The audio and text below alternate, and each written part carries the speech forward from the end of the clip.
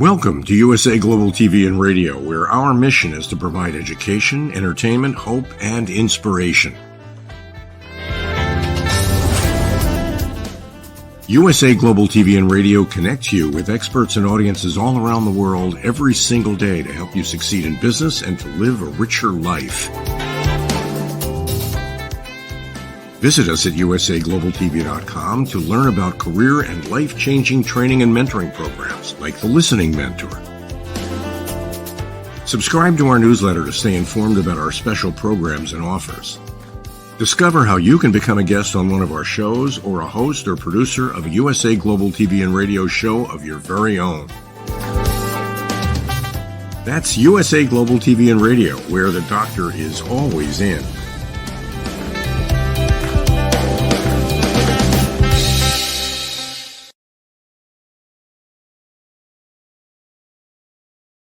Woohoo! We are having a party here, 175 episodes. Woo! Welcome, welcome. This is a huge day at USA Global TV and Radio. We want to thank you for joining us. I'm Dr. Jacalyn Kerbeck, and our show today is Coexistence and Sustainability, and we're going to be looking at giraffes, or should I say looking at giraffes. But first, Aminah has been with me since the very beginning. And for those of you who don't know, I actually met her on LinkedIn, and we have been working together for over 3 years, which really translates into 175 episodes.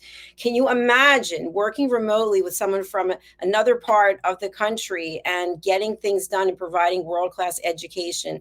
That's what Aminah does. She is not only a pet psychic, but she's also a coach. She's a trainer. She's a speaker. And she's someone who really has a beautiful heart and a beautiful spirit.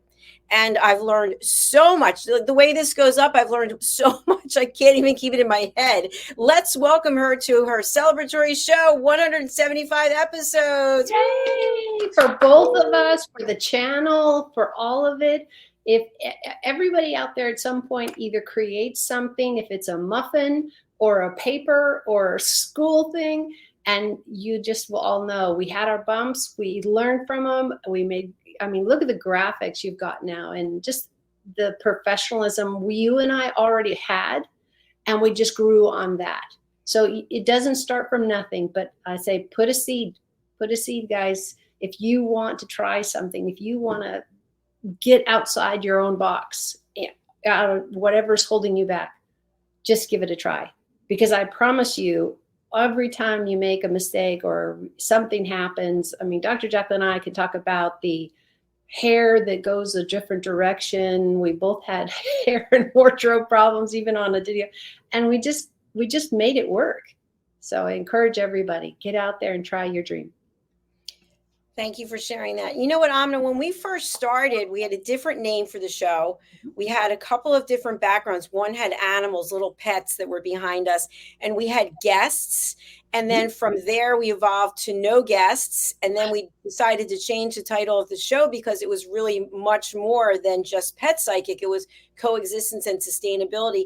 And here we are today. So I really love what you shared. For anybody out there who's thinking of doing something and you've got all these fears and negative thoughts, if you don't walk through that door, you're never going to know. And as I mentioned, Am and I have never even met in person, and we connected on LinkedIn, and it was fate that we are here today. Absolutely. And everybody should know, we've all had difficulties. We've all had, looks like fire. We all have had wardrobe problems. It just, you don't know what's going to happen. Get out there, give it a try. And guess what? Then you got the funniest stories at the next Christmas party. That's very true. I love that. So today we're talking about giraffes. And as I mentioned to you backstage, I don't know a lot about giraffes. I've never seen them in the wild. I've only seen them in zoos, which always, I don't want to go into the story about a zoo. I understand we have to have zoos, but it breaks my heart when you see animals that are from the wild and then they're in cages or they're roaming around in a much smaller area. But that's another topic for another show. I did see that the giraffes are the tallest mammals. Is that accurate? It is. They're friendly. If you're going to be, 12 feet, 6,000 feet, I haven't looked up on their height for this show, but it's a lot. It's a lot. and they use that neck literally as the way they punch you. They will knock you down, they will punch you, they will kick you. And if you've seen even a picture of their legs and their neck, that it just looks horribly painful. So I don't know how I'm going to stay on the ground a few feet out. I have pet one. I have seen them at events for children, which is really rare now. I'd love if somebody has looked it up and see if that's even legal to do in most parts of the United States. I don't know, because I don't see it anymore. Well, it seems like they are out of Africa. That was a movie, actually. And they can be up to 18 feet tall. I mean, Yep. I'm 5'3", but I think I'm 5'2" now, but that's really tall. And I guess they can bend all the way down. Yep, they can. And it's really fun because they can splay their legs out and get as close to the ground if they're going to get a nut or whatever. It's fabulous to see. They just go whoop, and the neck goes down, picks up what they want, and they stand right back up. It's just amazing how their joints work and how this is. And I've always said this since I was a kid. When I didn't know something, I was so fascinated. Didn't know about, we didn't have the internet when I was a kid. I would just say, oh, that's a God question. I'm going to get there. Someday I'm going to get to ask somebody, why? Why does that happen? It really is interesting. And, I haven't been on a safari. Have you? No, I haven't. I looked into it with the girls when they were younger, and we were doing a lot of traveling. We did a Harry Potter tour. And actually, and been going, how you clean up the house? I'm cleaning up the photos right now, the real ones. And so I've got all these Harry Potter. And the tour was fabulous because it was all parents and families and aunts and uncles. We had an aunt brought her niece. And so it was just a children's thing. And AAA put it on. And you went to where it was all filmed. So you went to this church and that chapel and that wall and that Quidditch. So you just don't know where your life's going to take you. And it's the same thing. I've not gotten to work with the giraffes directly, but I've been in so many care facilities for animals and that type of stuff that I have been lucky enough to be within chain link fence of that. And they're just magical. They're just magical. They know they're bigger than everybody. If they kick you, I promise it will hurt. And you might not be standing here. You might be over here by that time. So what we hope you get first and foremost is respect for every animal. I don't know what mosquitoes are supposed to be doing, but I really hate getting bitten. And I'm sure everybody does. I've got 2 mosquito bites right now. I never even saw them coming. So you have to worry with all the, the diseases that they carry. But absolutely. I did read that there are certain birds that eat them. So I guess. Oh my gosh, yes. And you're in the perfect part of the United States that they thrive because of the moisture. Right. And all they need is a good couple quarts of blood. Quarts, their version. This is their quarts. But as we learned from you also before, is not to wear perfumes or anything lotions that have perfume or any kind of scent in it. Man, you will feel like you just became the entire hive of honey and everybody's here to take part. Exactly. It's bad because in Alaska, they truly have the king size mosquitoes. I spent a whole summer in Alaska and I just eaten alive. And I didn't know about garlic. I don't know if you've tried it, but I did. Not too many people that slept around me in the tents and things really wanted me to be around. Because if you take a garlic, and I was taking the tablets and the real garlic, chewing on it, it does help with the mosquitoes. I don't know why. We taste bad. I don't know if that's a thing. Does it make your pore? Do you smell like it? Yeah. And all my bedmates, all the people I stayed in my cabin with was like, you really smell. Stop doing it. I said, yes, but I'm not itchy. That's right. I don't have any bug bites. Exactly. I want to ask you what I was just mentioning before about the zoo. What are your thoughts about giraffes and other animals being taken from the wild and being put into zoos? And maybe there's a specific reason. Maybe they were injured, or maybe I don't know what the reasons are. But no, tell us more. No, the way it started was, again, man-made. I want this. I want a lion in my background. I want the tiger. I want. Humanity has the corner on selfish desires and what they want. So all our animals, no matter if it's a bug, a spider, I mean, look at how much bug killer exists in any store that you go into that will carry any of that, a hardware store or a grocery store, if you're in a place that has a lot of that. And the first thing we're doing is we're putting out toxic chemicals that, first of all, we shouldn't be spraying on our body. And like bug spray, I can't imagine that's healthy. And sometimes it's necessary because you've got all these bugs that are going to be chewing on you. So we need to rethink our coexistence. And that's what you and I, Dr. Jacalyn, have really morphed this next chapter as we work together, is really wanting to get that corner of saying, how do I go through it? Well, you don't want to get any kind of malaria, God help you, or all these things that bites from animals can give, and mosquitoes specifically. So we need to go in to something different. And I haven't talked about this in so long, I just realized that I have the surefire thing that is not Raid or any kind of chemical, because you wouldn't put that on your skin, but that's my example, because I don't know of any poisonous things that people put on their skin to keep the bugs off. I have been in Alaska for a whole summer, and it was miserable with mosquitoes everywhere. They literally buzzing in your face and all that. So, Dr. Jacalyn, do you know because this is usually marketed just to women. So I'm going to give you a couple tips. It's not makeup, but it could be in the same category if you stretch the rule a lot. But it's something that Avon sells. Oh, Skin So Soft. Yes. He knows about it because you're in mosquito land. I would think you would. And you could put it on a little cotton ball, put it wherever, you feel like, you're going to get the warmest. They're going to go for whatever blood they can get to fast. And I know for certain, because I kept this bottle around forever, because I was doing a lot of stuff in places that had mosquitoes, and it works. They hate the stuff. And you just put it on a little cotton ball. Dab it wherever, like if my neck is exposed and I couldn't get a neck scarf or something, and my hands, of course, my arms are going to be exposed, and then it just washes off. Now you have to reapply it like anything, but it's far better than putting Raid on you or whatever's the equivalent in your area for bug spray and putting it on people, because you still got to spray it or you got to wipe it in. And it cannot possibly be good for your body to have those kind of chemicals. Skin So Soft is just oil with some smell.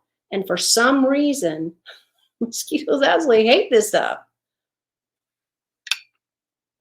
I think we talked before also about spraying anything. Mm-hmm. When I think of, I don't know what the spray was that your family would give you before you go camping, and like spray your skin with it and all kinds of chemicals.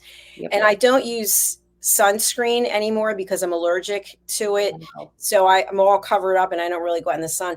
But I do recall all this spray tan. And yes. Since I started working with you, I looked at the back. I was like, what are all these chemicals I'm spraying on my skin? It's terrible.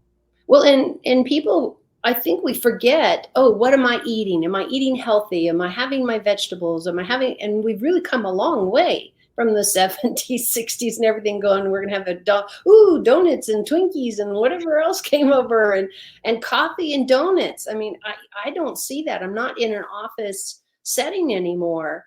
But when I was only about 5 to 7 years ago, I didn't see those boxes of donuts coming in that I did the jobs I had 10 years before. And it's just, okay, we can learn. So find out what attracts, for example, we're back to mosquitoes. They are going to be attractive to your perfume, to your deodorant, to something.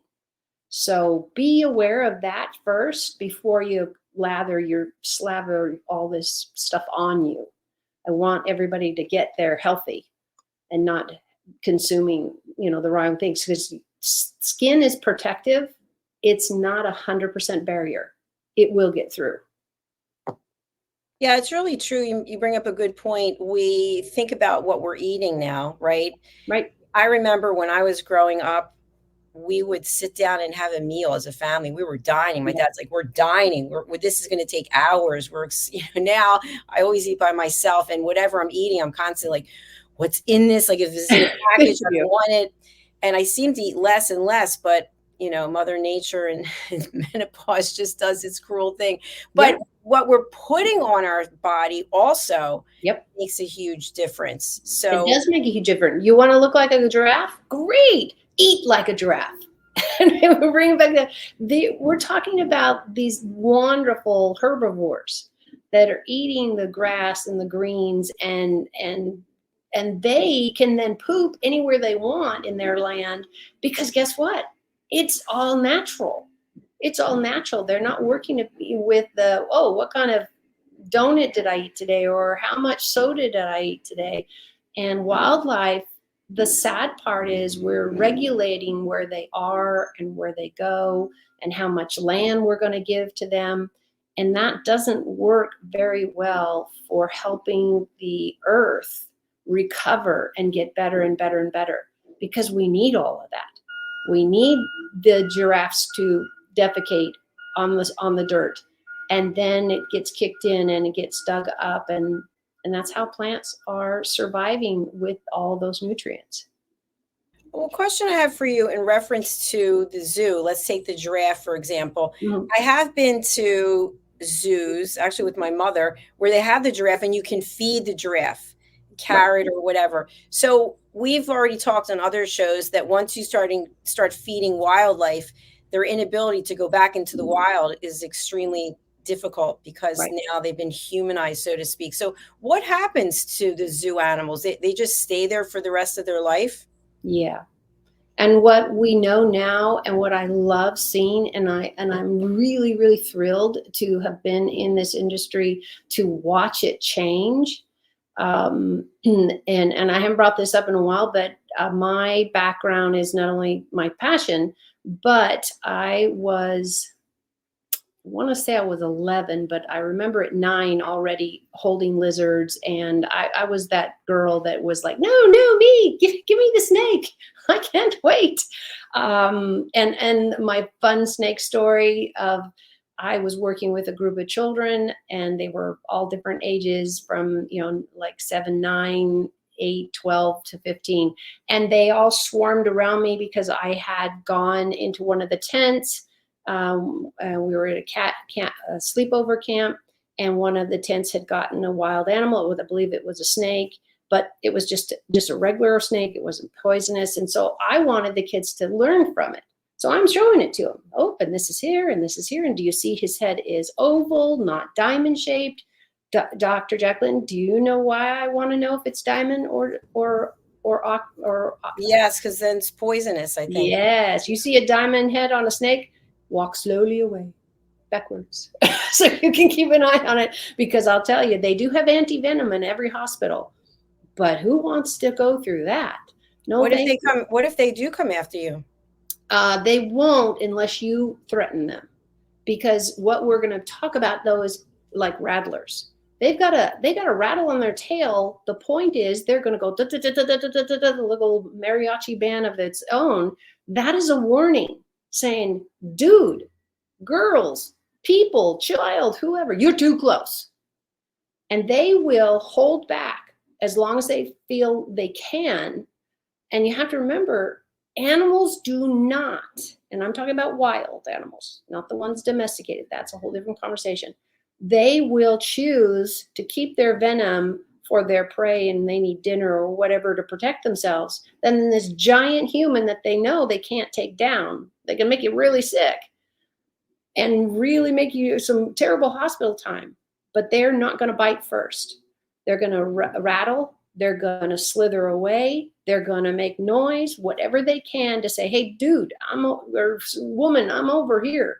I don't want to bite you. Now, I have been bitten, but it was by a garter snake. And the second time, I think it was a king snake, but it was really fun. And again, I had a bunch of children around me. They were very excited. I kept saying, please be quiet, please be calm, please be quiet, please be calm. And of course, the snake says, I am so out of here, and start chewing on my hand. And all the kids start screaming, like, what are you going to? And I didn't drop the snake, of course. I just held on and went, just a minute. I need to hand this to the handler. And so I came out of it just fine. It was like getting poked by a bunch of, branches in a tree. It was uncomfortable. And I got the whole rest of the day off from work. That's a bonus. But I have a question about what you just shared, because, and I don't know if it's just from watching on TV, but you see many times in movies or even these reality TV shows where they have snakes and people end up getting bitten. Is it because they stepped on the snake, or is somehow the snake felt threatened? Yeah, felt threatened. There you go. That I could see where your words were going. If they feel threatened, their go-to is their bite. And that can be the poisonous one. It can be any of them. Now, if you got a restrictor, that's the ones that squish you to death. And, and they do it to their prey. You should see some of these snakes are ginormous, and they can take down a capybara, looks like a little pig gone wrong, and they will coil around them and literally choke them to death until they get it, so they can eat it. And can you imagine how much their mouth has to open? So every animal has a modality to how they feed themselves, is the best way I can act. And with garter snakes and the non-poisonous ones, they have really great teeth. That's how they're getting all that mice and all of those, all the fur ripped off, and they have great teeth. So just don't get bitten by it, but you won't die from it. Their mouth is probably cleaner than ours. So here's the takeaway, because when you see an animal, like if you see a bear or I know each species is different. Mm-hmm. Your first instinct is, I got to get the heck out of here because I'm in trouble. And I imagine, I just read another story about some guy who was hiking and he got killed by a bear. But how do you stay calm? I know when you're not calm, we give off some kind of, I don't know if it's an odor. You're that sweating, because most of us get really sweaty, or we get agitated. What you have to do in your own life is, people meditate, people do yoga, people go to the gym and get the energy burn off. But what I want you to remember, why I bring up the gym, because you're running. Not always. What does happen? I know, Dr. Jacalyn, I think you walk or ride. I don't know if you ever went to the gym, but it seems like you were always really, really busy when I was talking to you, and you had a life. So if you went to the gym and you got nice and tired, do you think you're able to come up with some secret protection, or you're going to run? No, because your body is already tired. Remember that. Take a deep breath, even if it's just lightly done, and let the animal pass. If we're already in attack mode, you can walk backwards slowly so that you can keep their eye. If you think about dogs and cats specifically, most people can see what I'm talking about, I hope, better by using these simple things. But if you have eye contact with an animal that's being aggressive, sometimes worse for people too, you have a better chance of getting out of there without the scratch, without the bite and everything, and you start to move back slowly. But again, the key is, if you're in a bad place as far as you're worried about getting bit, you're worried about tripping, you're at the edge of the cliff, all of these things, what the biggest thing to do first is to pull your anxiety inward and calm. Whatever you got to do to make that calm, and think about butterflies, think about, can't wait to have that brownie that you saved at home, something that calms you down. Because your energy being high, every animal on the planet, much less off the planet, knows that you're anxious about something. So they internalize it many times and go, okay, who are we afraid of? Because her person is afraid. And they don't think about it. They're afraid of me. They're afraid of the snake. They're afraid of the lizard, whatever. They're going to take it as, why is that person, this carnivore, that's how they see us, how come they are upset? What's happening? Am I going to die?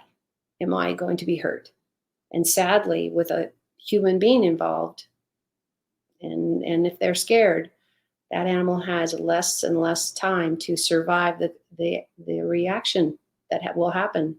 So that's the sad part. And what I'd like to embed in everybody is you have the ability, even when you're scared.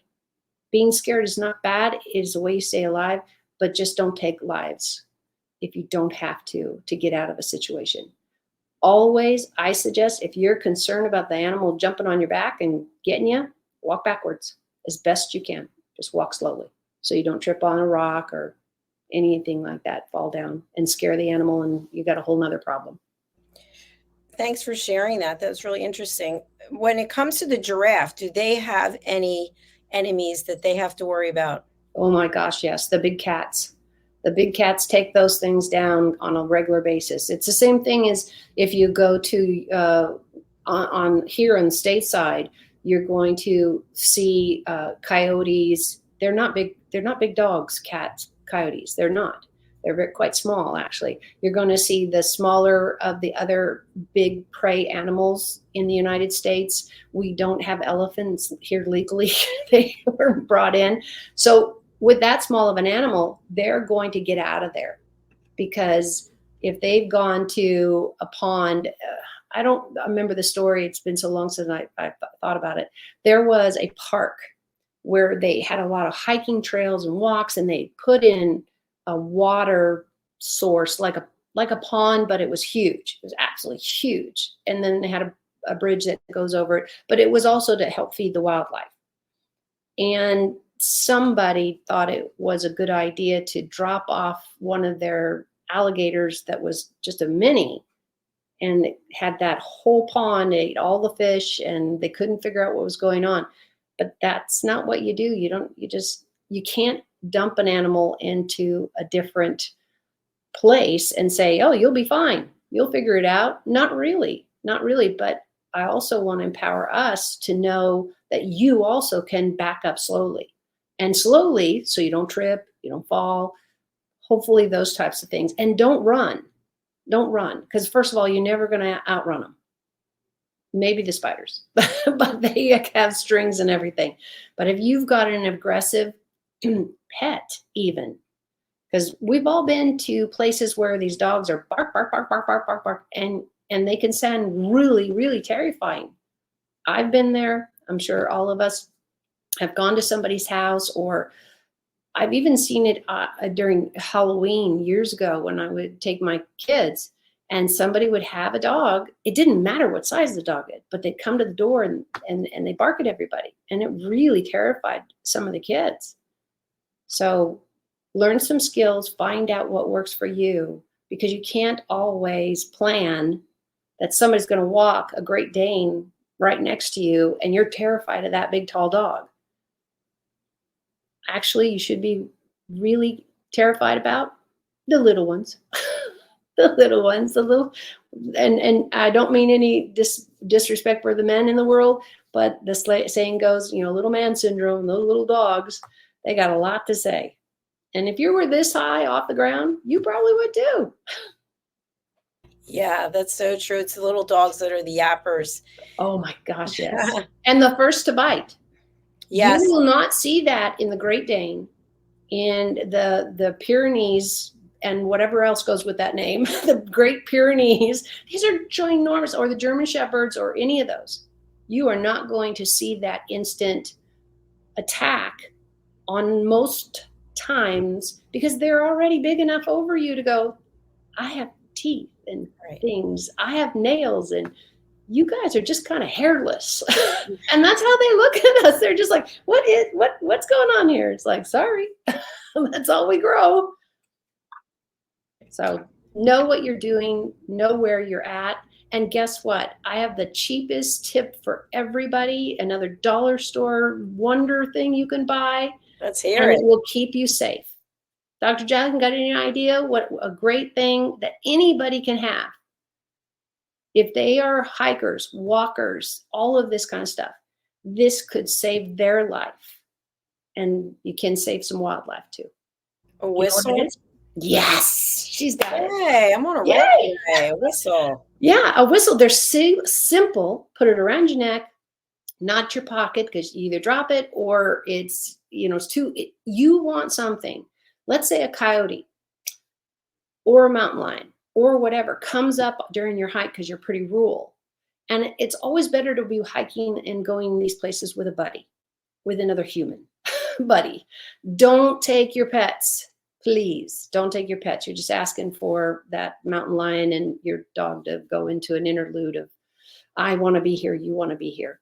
Having a whistle is such a specific pitch that anybody within how many ever yards or feet you can blow this thing will hear you. The worst part is you've tripped, you fall, you broke your ankle, something that stops your mobility, and you haven't trained your dog to go out and get people. And maybe the people that your dog goes to, they're all terrified. They're like, oh my gosh, this crazy dog, and doesn't get the message across. Not the dog's fault. That's again us. A whistle will help in all those situations. And it's really recommended with women who walk alone, like from the parking lot to their home, or a parking lot from work to the parking lot. It's been for years and years, and I haven't heard it talk about is women should carry a whistle. They can put it on the end of their purse if it's on their shoulder, and poof, there it is. And that's really hard to keep mugging you or bothering you or whatever if you're blowing a big old, noisy whistle at somebody. Dollar store.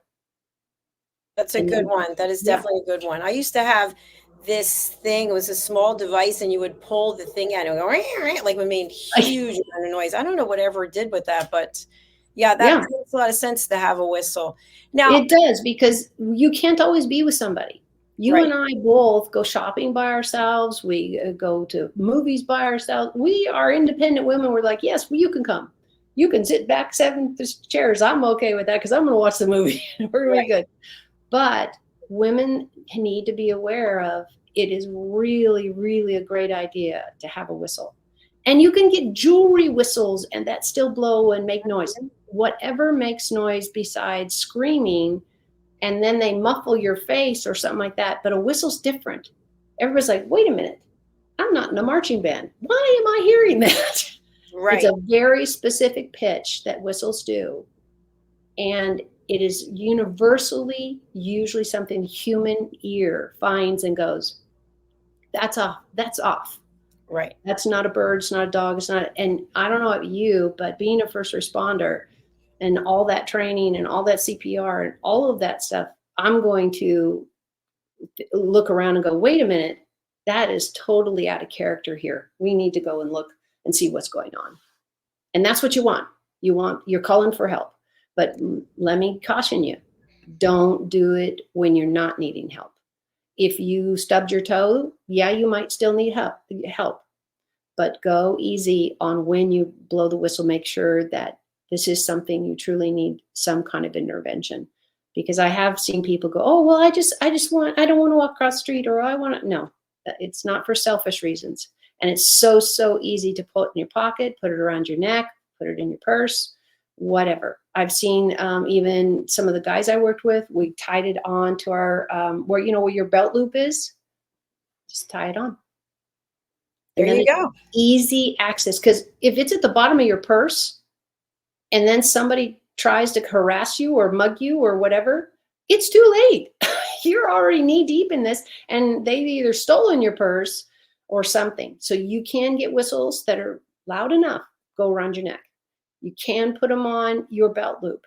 You can put it in a side pocket that's really easy, that doesn't have like a zipper necessarily on it, or tie it to your strap of your purse. All of these are great. If you're afraid of a wild animal coming at you and you start blowing that whistle, it works for them too. 90% of the time it works for them too. Now, if they get a lot of whistles, then they're going to go, wait a minute, nothing ever happens here. But you're looking for shock and awe. You can be it a person, an animal, a bad situation. let's say you slip and fall and you cannot walk back on the trail. Guess what that whistle will do? It'll get everybody and their brother going, wait a minute, that is not a wild animal sound. We need to go investigate. Especially if you, God forbid, are injured and don't come back when your family thinks you are. Always tell somebody, I'm going for a hike. I'll be back in an hour. If not, please call and see where I am. It's very true. Excellent tips. I'm actually going to go and get a whistle myself. It is so perfect for you and I. We're single women, and we're always doing something, out doing whatever. And you can't open your phone fast enough and say, okay, I can put it on my phone, because I can hear people they're thinking, oh, I'll just put it on my phone. No, you don't have time. Right. But how simple is it to make a beautiful this, and they make now whistles pretty too, and they have them at the dollar store too. So you've got whatever finances and whatever fun it is, and you honestly, if you don't want people to know, you can tuck it in the top of your bra. You're good. You have the protection you need. It's subtle. You get to make a judgment, and it gives you time, because you can blow the whistle and tell some crazy person who's standing in front of you doing whatever is inappropriate and say, I can blow this closer if you didn't hear it the first time. Right. It's very good. It's very good. I want to ask you about the giraffe, because I was doing a little bit of research, and apparently they have excellent eyesight. And they live in groups of up to 20, and they're not territorial, so they can all get along. But when the giraffe looks out and sees something like a lion or something else, and it stares at it, the others in the group that it's traveling in also starts to stare, because I guess it sets the tone, much like a whistle, that, hey, we've got a problem. We've got to be alert. But I couldn't find anything about their hearing. Well, their hearing is pretty good. In the wild, it's going to be really, really rare. I can't, off the top of my head, I cannot think of any of the animals. Nope, can't think of any that couldn't hear everything that's going on. Every branch that's cracked, every bird that lands in a tree, everybody who caws or scrapes or just announces they're there. Lions are like that. They'll just roar and say, I am the king of here, and I want everybody to know I'm still here. But you need to know where you are and what you're around. And so do wildlife. Have to do that. It's really, really important. Giraffes, one of their best, what they're kind of famous for, and you'll see some videos on these, is, do you know what it is, Dr. Jacalyn, where I'm going with this, for a body part that their neck? Yeah, that neck. The neck. Man, there are all kinds of videos out there of them fighting each other. So you got these ginormous necks, and they're just hitting each other. It looks painful, honestly. I don't know about you. I don't hit anybody with my head. I don't have the neck they have. So you need to know where you are, what you're doing. Just like I always, because I'm an animal science major, I always think back to, what would the dog do? What would the cat do? What would the snake do? What would this do? Because our lives really are entwined on how we react, and how animals react, and how nature reacts to us. So don't think you're out there all by yourself. You definitely aren't. And have the necessities. If you are walking around and you're going to be out there and you're taking your cell phone with you, that's great. But what if you stay longer, or your phone isn't charged? They have external chargers. Always, always, always, especially if you're going to be alone. Wildlife doesn't know the difference. They see you're the carnivore. They're going to protect their young. They're going to protect their family. So don't ever be that person. And you can scare off a few coyotes and a few other things with a whistle. But also remember, possibly don't wear perfume. That can attract the wrong mosquitoes, much less the wrong bugs. But it also trails you everywhere you go. So if they need to find you with a guide dog or with a rescue dog, that's another conversation. But It's usually a problem when you're in wildlife, especially if you have mosquitoes. They're really going to be attracted to certain things. Now, there's a baby oil that Avon used to, I don't know if they still do, with their Skin So Soft, and the mosquitoes hate that stuff. But you're going to get a lot of other bugs that are like, ooh, are you a flower? Are you a person? And you don't really need that attraction either. So do your homework. Figure out what works for your skin, your life, and where you are going to have contact with any of these types of animals. Absolutely. I'm definitely getting a whistle. That was another, seriously, a really good suggestion, because I do a lot of walking by myself, and I always think, oh, you just never know. So no, and you can't tap that hard. And I don't know if everybody realized you're not a huge, tall, giant woman. So it's just like, okay, you're going to kick her with your heels. No, hopefully you're walking in tennis shoes and not killing your feet. But people don't realize, even men, and there's nothing wrong with even children having those and empowering each other and saying, you can take care of yourself. You do have the right to walk at sunset. I was terrible about it because my kid's dad would come home from work and I'd go, I just have to go get some air. I just got to go up for a walk. And he's like, it's dark outside. I need some air. Right. It's normal. Right. It's a person thing. We need that space. So we don't do it because we're afraid every 2 seconds that the creepy guy is going to walk through the neighborhood. And you and I both know, when you live in a really upper scale neighborhood, or the houses are all cared for and all that, sometimes I think we're in more danger than if you go to the ghetto. And I've been on I don't know if you know what was it called in Los Angeles? I just ran out of Skid Row. Mm-hmm. You ever hear about that? Yeah. I walked down there with my cousin, and it was heartbreaking. Just the nobody had food, and everybody was sleeping on the ground, and the cities are doing much better.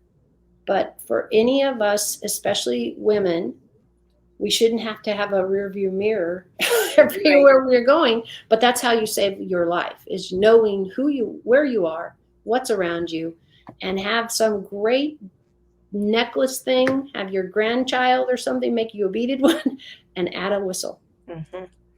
It's really that easy. Yes. Fabulous. Well, and it's okay with wildlife. I want to tie this in. It's great. It'll startle them too. Excellent. Excellent. As we come to the end of the show, I really want to focus now on the 175 episodes, because that's a long time. And I would just like you to think back to the beginning, and maybe, we're on a journey together, and people want to do things, but they feel they're going to fail, or they're afraid. So can you share some positives about this journey and this experience, and to motivate others?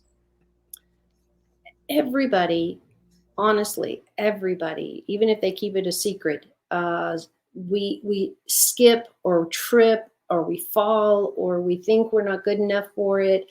But if you don't go out there, nothing else changes. So I want to really encourage everybody to be brave. And if you need that support, surround yourself with people that will build you up.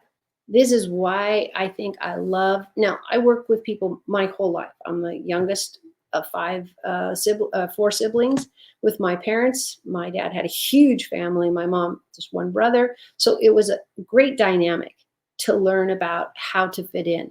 But I was always different. I was the one talking to the animals, which I didn't tell my siblings about because everybody looked at me funny. You can do this, whatever this is in this lifetime. Just make sure that you have the wherewithal to bring up your own worth. You also have the right to have a happy life and to be safe in wherever you're going. So that's really, giraffes know how to beat somebody out with their neck, and they're fabulous animals, but they also coexist with tigers and lions. I don't think there's any bears over there, but how do they get through? Well, they can surely knock them around, but when like coyotes and other animals are in packs, think about what would you do to have the strength to say, no, this is not happening, and put in those safety things. So you can go to the grocery store with certainty that you're going to come back. I know people, I've had friends that never shopped alone, never went to the mailbox alone because they were afraid.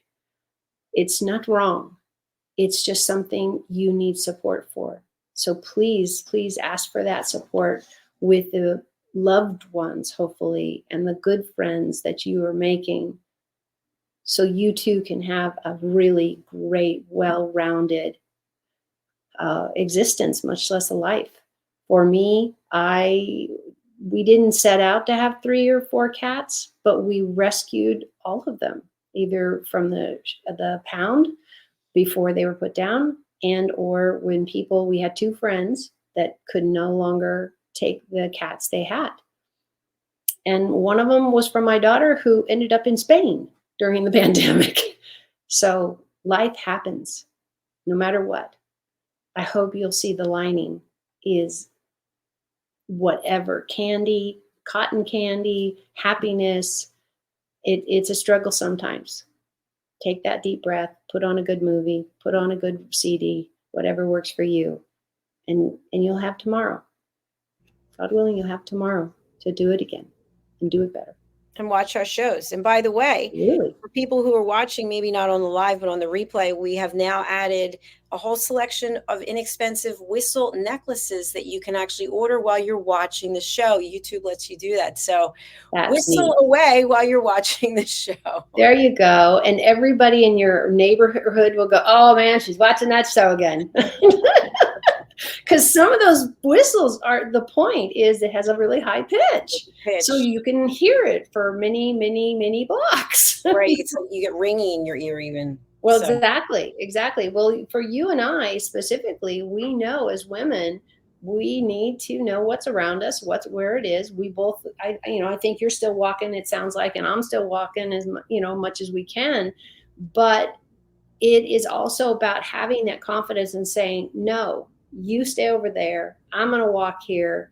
And what I did on one emergency I had, because my family was gone, I went to my next door neighbors, about 3 houses down, knocked on their door and said, hey, I need a safe place to be. And they took me in for the rest of that night until my family came home. And it was scary. It was scary. I was locked out of the house, and then I got somebody following me, and I just went and luckily they had daughters, which I knew, but I didn't know these people. They lived, 4 houses down from me and at an angle. Don't be afraid to ask for help. We really, really, I hope as a population, I hope we're all there for somebody else and can save lives that way also. And our pets, the same thing. If you got a pet running around, you don't know where it is, and you haven't found the owner, shelter is the next thing. It's better than being hit by a car. Because I don't know about you, Dr. Jacalyn, if I'm going to hit an animal, I'm going to be crying for months and months. That would just kill me. Heartbreaking for sure. Yeah. So keep your pets with a license on it, with a name and a phone number. Because I don't know about you, I don't keep a little, the thing that goes over their chip that the shelters have. I don't know about you. I don't carry one of those. I don't even own one of those. I don't have any pets anymore, so. Right, exactly. I got 3 cats that are indoors full time, but they are all chipped because we adopted them from a shelter that got them all chipped. But you have to keep up on that. You got to put it out there. Oh, yeah. But it's a smart thing if you care about it. It's part of your family. It is. So how can people reach out to you, and who's a good client for you?